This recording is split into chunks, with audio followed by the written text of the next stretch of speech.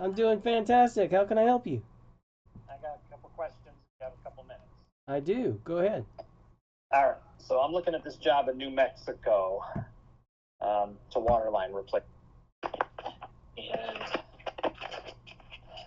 I'm, I haven't been able to. Bid is due Monday. I haven't been able to get. They want an archaeologist on site, and I don't know. I'm just wondering your opinion. If I don't get somebody locked in on a price, I probably shouldn't guess on that by the information I can find. How much water line? What size are we talking? So it's an inch and a quarter potable water line. They want to use a trenching machine, and it's about 500 feet. It's in a historic. Uh, um, it's called Salinas Pueblo Missions National Monument. So like the water line runs along the parking lot from the well to the visitor center. Are you gonna have to come back and repair the parking lot? So we're only not disturbing anything except they're putting a hydrant in that has to run across from the pictures on Google Earth. It's just a stone, like little circle driveway we got to cut across. So like if I had to guess, like, I looked up what the hourly rates are. I put a couple phone calls in. I didn't get calls back from different archaeologist firms. I could guess and say, go on the high side, couple hundred, $300 an hour, and, figure it that way. But like, what if I'm way off? Well, I wouldn't necessarily do that by the hour. I'd be thinking in terms of the day. And most people in this world you can get for around 1,000 to 1,500 bucks a day. And how many days would you expect the job's gonna take? I mean, if they're using a trenching machine and it looks like it's all sand out there, I mean, I would say they could probably have that all trenched in a day, but let's call it two, and I'm going to kind of bill it for three to be safe. Okay, so if you budget 5 grand for the archaeologist, you should be more than covered. Uh, and so, what'd you come up with on the other stuff? Uh, so the the guy that gave me the plumber that gave me the price, he's at 30. Um, so yeah, if we figure an extra five for the archaeologist, and then I don't know. I don't know. I'm thinking like 20 on my end just to be safe if there's anything that comes up. Yeah, it's an RFQ. I mean, turn it in and move on with your life. See what happens. Yeah. All Yeah. right. That's the only one that's kind of stumping me is the archaeologist because I started digging into it a little more today. And I'm like, oh man, I could be shooting myself in the foot with this thing, but it seems like such a cut and dry job. Yeah. But the part of the problem is so with all this being done, if I go back into the solicitation, well, so let me do this while you're here. So the first request for quote paperwork that you fill out. Did you tell me once that it's if the 1442 form says it on it somewhere Says what on it? that it's a 1442 form? Yes, in the bottom right hand corner, it'll say SF 1442. Okay, so this one says standard form 18. Yep. That's it. So you just go. No, that's an SF-18, different form. So you just go to my members area, and I think I have 2 videos on there about how to fill out an SF-18. Okay. All right, good. So let me write that down. 18 form. Okay. Okay. So moving on to so somewhere in here, they're talking about like if you won the job, you got to have like a site meeting with the contractor and the prime and probably the archaeologist just to come up with like a game plan of work.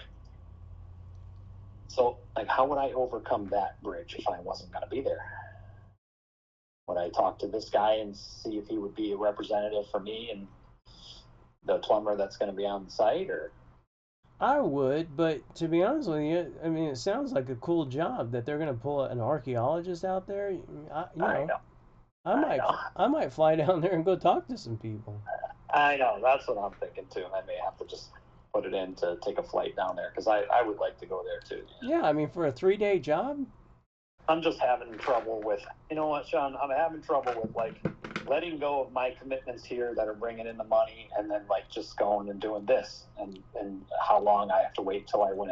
I'm trying to burn the candle at both ends here, you know. So. Well, I mean, look, if that happens, I'll help you cross that bridge.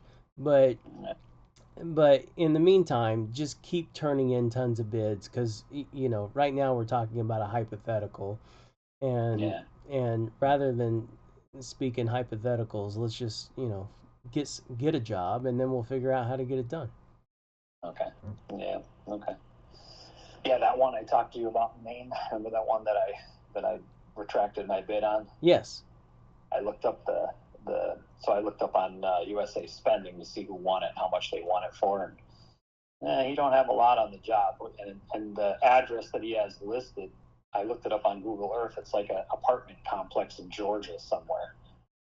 Huh. Like, there's like people bidding this thing from all over the place, but he's not making a lot of money on it. Yeah, and look, I got no problem with. Remember in the workshop, my dad talks about, I'm the kind of guy that if you're sinking in the swimming pool, I'm going to hand you a hose, tell you to stick it in your mouth, and I'm going to turn the water on. No, but. I got no problem with contractors out there bidding jobs at, really small margins because they won't last, and just let them die, let them suck on it, and just keep moving. Yeah. Yeah, I hear you on that. Yeah. All right. So I want to be respectful of your time here, but so let me move on to the next one. So this one is a garage door replacement that's in Connecticut, not far from me. Mm-hmm. But it's for Army Corps of Engineer. It's hard to avoid them. I mean, they put out a ton of work. I know, and that's what you were saying. You just have to charge them for their bullshit. Yep. So if I go into their thing, so I got price for doors, and it's pretty cut and dry. But as you read through the pages, oh, okay. So they have a date in there where you could have gone and like looked at the job, like a pre-job inspection. Yep. They didn't do that. They posted pictures. I'm looking at the pictures and I'm talking with my door guy, and it makes sense. Like, they want wall-mounted openers. That could be a little difficult to mount them with the space restrictions that are in there. It's some little like bullshit things, whereas if I was standing there and said to the guy, and the door guy was there and said, hey, why don't we just do this, because this would work better, but it's going to be just as good. Why don't we do that? Is that something that if I won this bid could be addressed? Of course. So I think what you're referring to is what's called a no-cost field change order. Okay, yeah. And in a no-cost field change order, anybody on the site can agree to anything, including the inspector, or whoever the government representative is, as long as it's no cost to the government, no cost to the contractor. Okay, so that's what I said. I said, let's just figure it for all the most expensive stuff on what they want, and if we win this, then we can go out there and kind of, maybe hash it out. Yeah, just keep in mind that you need to be covered in case somebody, because the most common first response is always going to be, no, just do it per the plans and specs. Okay. So my door guy says, like, we could probably make it work, but I don't know, it doesn't, like... They can't ask you to do something that's impossible. Yeah, so, all right. So, because they call out for, in the spec, there's pages here, so I apologize, I don't have it right in front of me, but the door is, they measured it 10, it's a 10 by 10 garage door, but they're measuring it at 10 foot by 10 foot 2 inches. I don't, so like, that doesn't even really exist. I don't know what they're measuring or how this was and then it says steel door, but they're actually aluminum. So did the guy just look at it and think it's steel and put that in there, or it got passed through 2 or 3 people and it was put in that way? But I don't know. Those are the little things. Is this replacing an existing door? Yes. And the existing door is aluminum? It looks to be in the picture. Yeah, it looks like Okay. one of those Yeah. cheap, shitty. So no problem. Okay. Okay, so that's good. So now we get into the paperwork. So I'm assuming they're going to want some kind of, like OSHA thing, which I'll just take the course if we win this and get my OSHA 30 and be done with it. Yep. The CPR training, yeah, it says first aid and CPR personnel requirements, safety data sheets. Yeah, isn't it crazy all the things that they require to replace a garage door? I mean, it's just insanity, but you get to charge them for that. Yeah. I mean, a 10-foot garage door should cost you, less than 5 grand, and you're going to be charging the government, heaps, piles. Yeah. Yeah. No, that's why I said, my door guy was asking me questions, and he's like, well, you're going to be padding this. I'm like, well, it's not so much padding it, dude, but like, you don't know what has to be done on my end. Here's the easy part. No?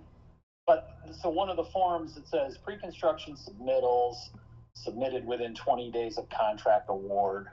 Submittals must be accepted prior to commencement of any field work. So what do they mean by submittals? What would they want from? So I want you to think in terms of data sheets. Okay, so what is a data sheet? It's the manufacturer's piece of paper where they say, hey, we sell 10-foot doors, we sell 8-foot doors, we sell 16-foot doors, and our doors are made of aluminum, and they're 0.017 inches thick aluminum, and they're rated to withstand 100-mile an hour, and it's all their test data, it's all their it's the manufacturer's specification paperwork on their item. And if you compare them, you'll find out that there's different. Company A, or manufacturer A, their aluminum door is going to be 0.017. Manufacturer B, their aluminum one is 0.018. So their spec sheets are going to be different. Now, I specifically mentioned on purpose 3 different sizes. It's the same door, but it comes in 3 sizes. So you're going to need to circle the 10-foot one, because you're on that piece of paper that you're submitting to them. You're saying, hey, pay attention to the 10-foot one because there's more than one on here, and we intend to use the 10-foot one. Okay, and so they're going to be color options and that kind of stuff. So you're going to have to circle the color option that you've chosen. And then you turn that piece of paper into their office, and they'll compare your spec sheet to the requirements of the contract. And if it complies, you'll get an approved submittal back. If it doesn't comply, with the Corps of Engineers, they're just going to send it back and say, this doesn't comply. Well, why doesn't it comply? That's not our problem. That's your problem. Okay. So then what would you do in that case? We'd have to find it somehow and make it work? Or? That's right. You have to go in there and figure out why it didn't comply. And yeah, this is one of those things there's 2 things going on here. Number one is you haven't seen my project management class, because it's automatically set to come to you 90 days after you join the membership program, because it takes most contractors about 90 days to get a federal contract. And so there's nothing in the project management class that you would need to know while you're bidding work. But I spend quite a bit of time in that project management course teaching you how to do proper submittals. Oh, okay.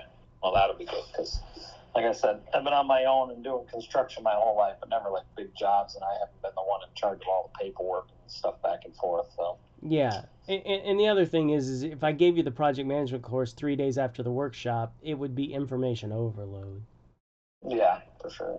Yeah, I still have a lot to go through, but I don't know. I'm trying to.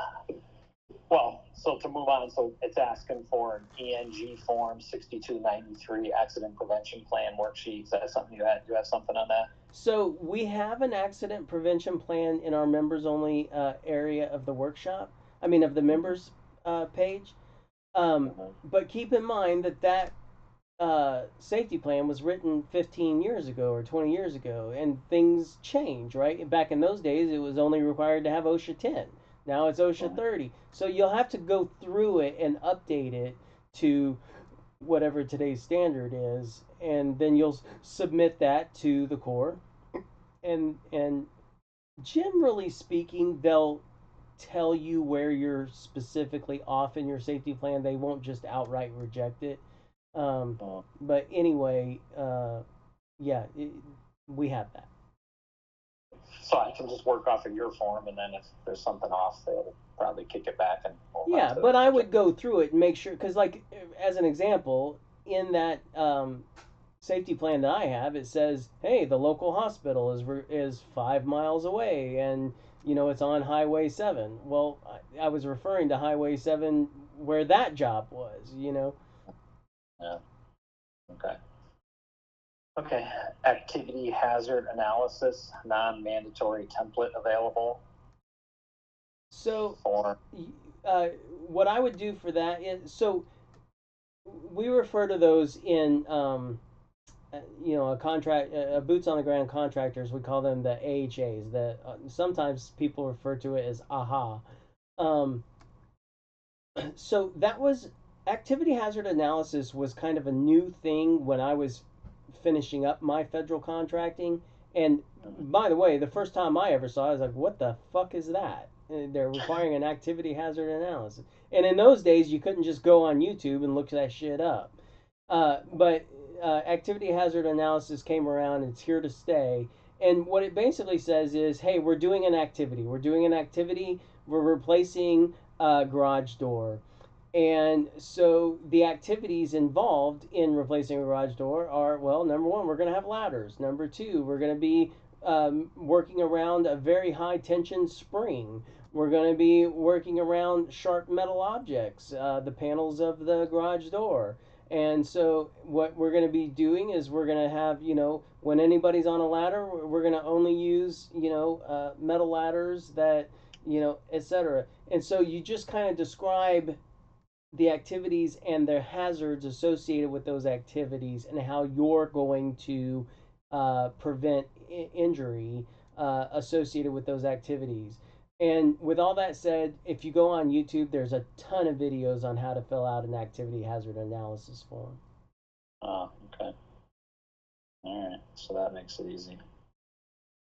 All right. And then let's see. ENG form 6283, Site Safety and Health Officer Designation Letter. Okay. So they're going to require an SSHO, right? Site Safety Health Officer? Mm-hmm. Okay, that's an expensive guy. So site safety health officers, the definition of them is three things. They've had the OSHA 30. They've done the CPR class, and they've done fall protection class. Mm. So and by the way, it costs, just in raw costs, something like $3,000 to take those classes. So they're not cheap guys. They're $1,000 to $1,500 a day. So and you got to find a guy, or you got to create the guy from within. So either you need to become an SSHO, or you need to be able to find an SSHO. But when you put when you put people on that job, they're going to require that guy's just standing there, making sure everything is safe. Well, it says it's a form 6283, Site Safety and Health Officer Designation Letter. That's right. You're designating a person as the SSHO, and you're providing a letter to the government saying this is the person and here's his responsibility. And it has to be one person, huh? Yeah. Now, on small jobs, they'll typically allow the superintendent to also be the SSHO. They will tell you when it has to be a separate person. So if it doesn't tell you it has to be a separate person, you can interpret it that it can be the same person.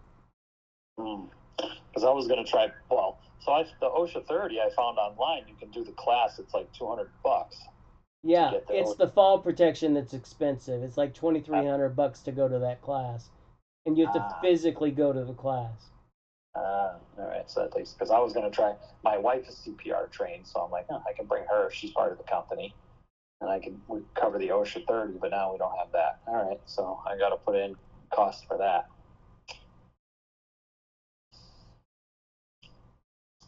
Yeah. Okay. So I'm learning that the earlier, the further out, when you come across something you want to bid on, the further away it is, the better. Like this stuff that I keep catching like last minute, there's just not enough time to do this properly. Well, it depends on your definition of properly. Look, at the end of the day, we're replacing a garage door. Is there any reason or any risk associated with just turning in a bid for $58,000.27 and moving on with your life? Yeah, true. Yeah, that's true. I guess maybe instead of making a headache out of it now, just put the price in and make sure we're covered, and then if we get it, then deal with it. Make it future Jeff's problem. And I wouldn't use that word, if we get it, I'll deal with it then. Because if you get that phone call or that email or whatever, I'm sorry, I wasn't expecting this, give me 24 to 48 hours, you can do all that work then and put the deal together. Sure. And it's not to say that, 2 out of 10 or 3 out of 10, when I got that phone call, that I didn't just turn around and tell the government, I'm sorry, we withdraw our bid at this time, and then moved on with your life. Look, you can figure out in less than an hour in most cases whether you've got a winner on your hands or a loser on your hands. Yeah. Well, and I want to follow through with this one because I see in there that it's future. It doesn't look like the solicitation has come out, but there's some culvert work at that same location, and like I said, it's right in my state. It's not far. That's going to be a big job. Like, that would be a good one, but that, like I said, it's a big excavation job, but that's the stuff that ultimately we're after. So, all right, well, I'm going to try and follow through with this and turn in a number on this one. This one is this is a standard 418 too. So, and I already checked to make sure that it has Q in there. They are definitely RFQs. So, all right. So those were my questions with that stuff. Okay, Jeff. I'll turn in some numbers and keep you posted. All right, man. Take care. Sure. Bye. Bye-bye.